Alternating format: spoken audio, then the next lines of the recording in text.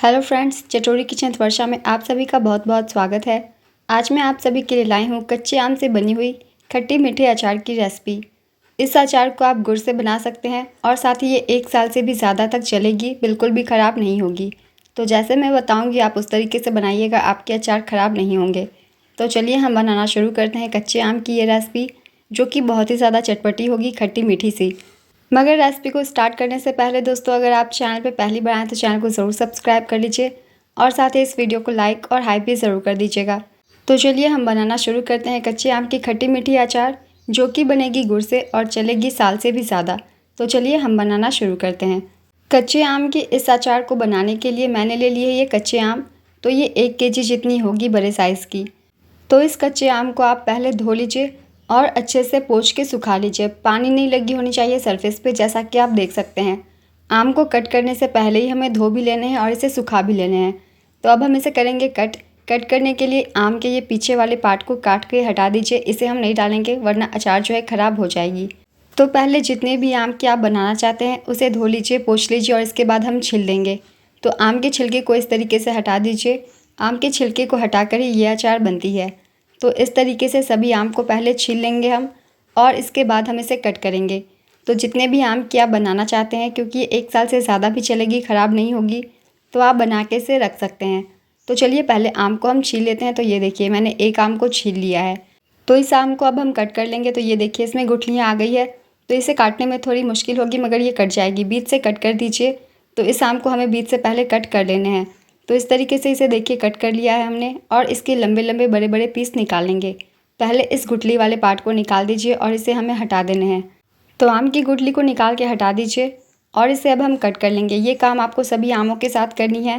पहले आपको छील लेना है और इसकी गुठलियाँ अलग कर लेनी है।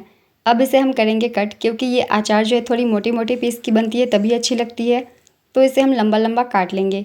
आप चाहे तो साइज़ छोटी बड़ी अपनी पसंद के अनुसार भी कर लें, जैसी आप चाहते हो खाना। तो मैं इस तरीके से लंबे लंबे पीस में बना रही हूँ, काफ़ी अच्छी लगती है इसलिए। आप इसे बीच से कट करके और भी छोटा कर सकते हैं, मगर ऐसे अच्छी लगती है इसलिए मैं ऐसे ही काट रही हूँ।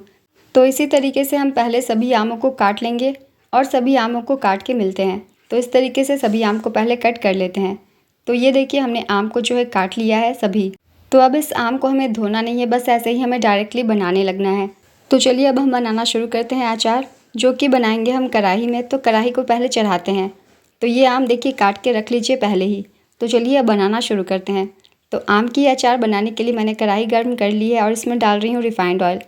आप यहाँ चाहे तो इस अचार को सरसों के तेल में भी बना सकते हैं या फिर घी का भी इस्तेमाल कर सकते हैं। तो ऑयल थोड़ी सी गर्म हो गई है, तो यहाँ हम डालेंगे 5 फ़ोरन।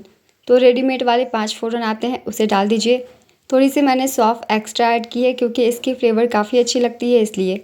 इन मसालों को हमें जलानी नहीं है, बल्कि 1 मिनट तक चटका लेना है। यहाँ गैस का फ्लेम मैंने मीडियम ही रखा है, हाई नहीं किया है। तो बिल्कुल मीडियम फ्लेम पे इन मसालों को बस 10 से 20 सेकंड चटका लीजिए। तो बीच बीच में चलाते हुए इन मसालों को हम चटका लेंगे।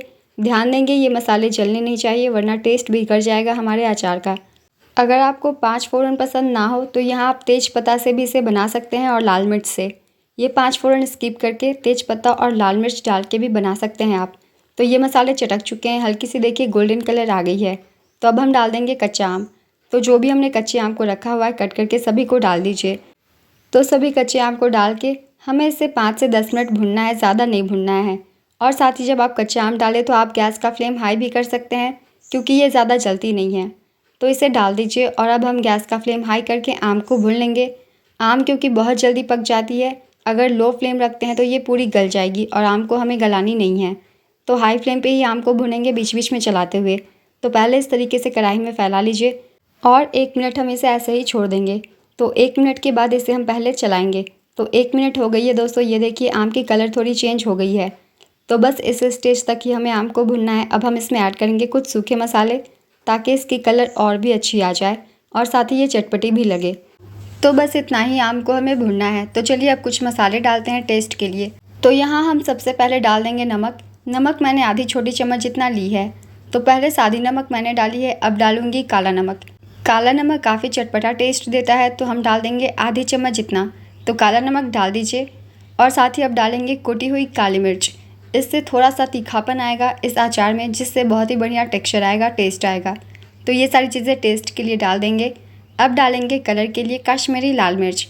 इससे आपके अचार में बहुत ही अच्छी कलर आएगी। तो मैंने 1.5 चम्मच इतनी डाली है, क्योंकि मेरी आम जो है थोड़ी ज़्यादा है, इसलिए आप यहाँ चाहे तो इसे स्किप भी कर सकते हैं, मगर डालेंगे तो कलर काफ़ी अच्छी आएगी। इन मसालों को डालने के बाद इसे हमें फिर से मिक्स कर देना है और कम से कम 5 मिनट भूनना है। यहाँ आप आम को ज़्यादा मत चलाइएगा, क्योंकि बहुत जल्दी आम जो है पक जाते हैं।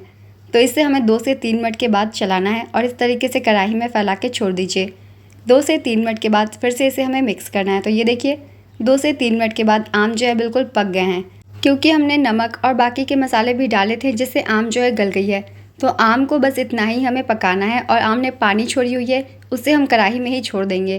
तो पहले आम को एक प्लेट में निकाल के रख लीजिए। तो इस तरीके से आम को हम निकाल के रख लेंगे इस प्लेट में। तो जितने भी आम हैं सभी को निकाल दीजिए। इसने जो पानी छोड़ी हुई है उसे हम कढ़ाई में ही रहने देंगे, इसे हम नहीं निकालेंगे। तो आम को पहले निकाल दीजिए सभी को और इसे हम निकाल के रख लेंगे। गुड़ इस वक्त ऐड मत कीजिएगा, वरना आम जो है पूरे गल जाएंगे, फिर पता नहीं चलेगा कि आम कहाँ गए। तो इस तरीके से पहले आम को भून के निकाल लीजिए। आम अगर बात की जाए तो 5 से 6 मिनट में ये भून जाती है, इससे ज़्यादा आम को नहीं भूनेंगे। तो आम को निकाल दीजिए। अब चलिए हम चलते हैं कढ़ाई की तरफ। तो आम देखिए बहुत ही अच्छी जो है भुन गई है। अब कढ़ाई में जो ये ऑयल थोड़े बच गए हैं, इसमें हम डाल देंगे पानी। पानी बस आपको आधी गिलास से भी कम डालनी है। अगर चम्मच से बात की जाए तो 5-6 चम्मच आप पानी इसमें डाल दीजिए। इसके बाद हम मीठा डालेंगे।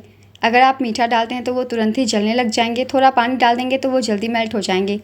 मीठे में मैं डाल रही हूँ चीनी और गुड़ दोनों ही। आप चाहे तो सिर्फ गुड़ से भी बना सकते हैं और चीनी से भी सिर्फ बना सकते हैं, मगर मैंने दोनों ही चीज़ों का इस्तेमाल किया हुआ है, काफ़ी अच्छा टेस्ट आता है इसलिए। तो दोनों ही चीज़ों को मिक्स करके आप बना दीजिए। अब इन दोनों ही चीज़ों को हम डाल देंगे। यहाँ मैंने 1 केजी आम के लिए 900 ग्राम मीठे का इस्तेमाल किया हुआ है। इसमें मैंने चीनी की क्वांटिटी थोड़ी ज़्यादा रखी है और गुड़ को मैंने क्रश करके डाला है, ताकि ये जल्दी मेल्ट हो जाए। तो इसलिए हम पानी थोड़ा डाल देते हैं, ताकि ये चीज़ें जल्दी मिक्स हो जाए। तो अब हमें इसे मेल्ट होने तक पकाना है। गैस का फ्लेम यहाँ हाई मत कीजिएगा, बल्कि मीडियम लो फ्लेम पे इसे हम पकाएंगे, वरना अगर ये जल जाएगी तो फिर अचार का टेस्ट बढ़िया नहीं आ पाएगा। इस स्टेज पे गैस का फ्लेम बिल्कुल लो कर दीजिए और टेस्ट के लिए कुछ और चीज़ें हम डालते हैं। तो मैंने डाला है दालचीनी, छोटे छोटे टुकड़े हैं 3 से 4, तो इसे डाल के मिक्स कर दीजिए। चाशनी में इन सभी का फ्लेवर काफ़ी अच्छा आ जाएगा, तो इसलिए इसे हम डाल देते हैं। और इसी के साथ 4 से 5 लौंग भी डाल दीजिए और साथ ही 2 इलायची को मैंने कूट लिया है और इसे भी डाल देती हूँ। इन सभी मसालों को आप चाहे तो थोड़ा रोस्ट करके और उसे कूट के भी डाल सकते हैं। पाउडर नहीं बनाएंगे, बल्कि कूट के डाल दीजिएगा। और मैंने ऐसे ही डाला है, इससे भी चाशनी के साथ पक के ये अच्छी टेस्ट देती है। तो आपको जो कंफर्टेबल लगे वो आप कर सकते हैं। थोड़ी देर के बाद देखिए पकाते हुए चाशनी हमारी तैयार हो गई है। ये देखिए बिल्कुल लो फ्लेम पे मैंने गुड़ और चीनी को पकाया है। कलर देखिए बहुत ही अच्छी आ गई है। थोड़ी बहुत जो हमने पानी डाली थी वो इसे पकते पकते ही ख़त्म हो जाती है, तो इसलिए पानी बहुत कम डालिएगा, बस 3 से 4 चम्मच। इस स्टेज पे अब हम डाल देंगे अपने आम। तो अब ये लगभग तैयार होने की ओर चल पड़ी है। अब बहुत जल्दी ये बन जाएगी। तो आम को डाल दीजिए। चाशनी को हमें बहुत ज़्यादा नहीं पकाना है कि वो जमने लग जाए, बस सारी चीज़ें मेल्ट हो जाए, उतना ही चाशनी को हमें पकाना है। और जब ये मेल्ट हो गई है तो आम को इसमें डाल दीजिए। आम को डालने के बाद आप इसे चाहे तो 2 से 3 मिनट भी पका सकते हैं, या आप चाहे तो पूरी ग्रेवी को सुखा भी सकते हैं। जैसे आप पसंद करें खाना, उस अनुसार इसे पका लीजिए। इस स्टेज पे गैस का फ्लेम मीडियम रखेंगे। मीडियम फ्लेम पे आम को हम पकाएंगे। बहुत ही अच्छी, जैसा कि आप देख सकते हैं, कलर आ गई है। ये जो ग्रेवी है ना, उसमें भी काफ़ी अच्छी टेस्ट आती है।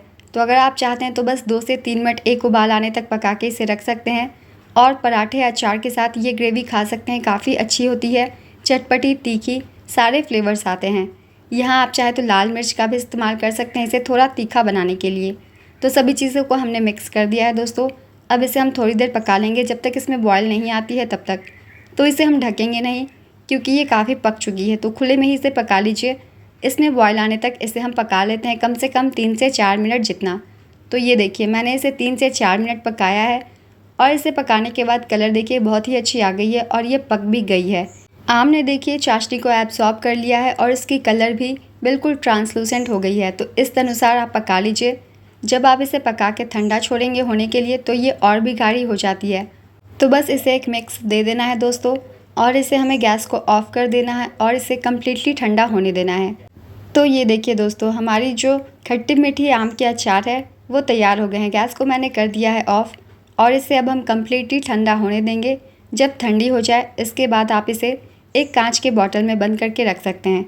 तो ये देखिए, इसे मैंने ठंडा कर लिया। इसे ठंडा होने में काफ़ी टाइम लग जाता है, कम से कम 3 से 4 घंटा, क्योंकि ये आम चीनी और गुड़ के पाक में बनते हैं, जिसे ठंडा होने में काफ़ी वक्त लगता है।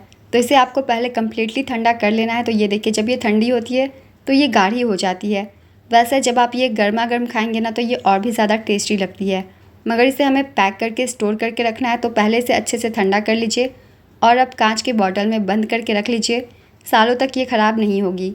थोड़ी समय के बाद आप इसे फ्रिज में रख लीजिएगा, क्योंकि ये गुड़ से बनी हुई है तो गुड़ की चीज़ें थोड़ी जल्दी ख़राब होने लग जाती है। तो आप इसे फ्रिज में ज़रूर रखें और जब आप इसको सर्व करें तो एक सूखे चम्मच का इस्तेमाल करें, हाथ से ना छुएं। तो आप अगर इन छोटी छोटी बातों का ख्याल रखेंगे तो ये अचार सालों से ज़्यादा चल जाएगी, ख़राब नहीं होगी। तो आप इसे पैक करके रख दीजिए एक बर्तन में, बिल्कुल ये ख़राब नहीं होगी। वैसे जब आप इसे गर्मा गर्म खाएंगे तो काफ़ी अच्छा टेस्ट आता है। जब आप फ्रिज में से रखेंगे तो ये जमने लग जाती है। जब भी सर्व करें थोड़ी सी आप इसे गर्म कर लें, बहुत ही ज़बरदस्त टेस्ट आएगा। ऐसा लगेगा कि आपने ताज़ा बनाया है और ताज़ा ही आप खा रहे हैं। आप इसे ठंडा भी खा सकते हैं, ऐसे भी काफ़ी अच्छी लगती है, मगर ज़्यादा अगर आपको टेस्ट चाहिए तो आप थोड़ा गर्म कर लें। मगर हाँ, जितना खाइएगा उतना ही गर्म कीजिएगा, पूरे अचार को हम गर्म नहीं करेंगे। तो इस तरीके से आप इसे बना के फ्रिज में रख लीजिए, बहुत दिनों तक ये ख़राब नहीं होगी और ज़्यादा टाइम तक आप कच्चे आम को एंजॉय कर सकते हैं। बिल्कुल जैम की भी ज़रूरत नहीं पड़ेगी घर में अगर आप इसे बना के रखते हैं। बच्चों को भी ये काफ़ी पसंद आती है, क्योंकि इसमें से हल्की सी खट्टी मीठी टेस्ट आती है। तो इस अचार को बना के ज़रूर रख लीजिए, सभी को ये बहुत ही ज़्यादा पसंद आएगी। और दोस्तों, अगर आप सभी को ये रेसिपी पसंद आई हो तो इस रेसिपी को लाइक ज़रूर कर दीजिएगा और इस तरीके की सिंपल रेसिपीज़ के लिए चैनल को भी ज़रूर सब्सक्राइब कर लीजिए। हर रेसिपी की नोटिफिकेशन के लिए दोस्तों बेल आइकन भी ज़रूर प्रेस कर लीजिएगा, ताकि सभी रेसिपी की नोटिफिकेशन आप सभी को मिलती रहे और आप सारे यमी रेसिपीज़ ट्राई करते रहें। तो चलिए फिर मिलते हैं अगली एक नई रेसिपी के साथ। चैनल पे यूँ ही बने रहिए और अपना ढेर सारा प्यार देते रहिए।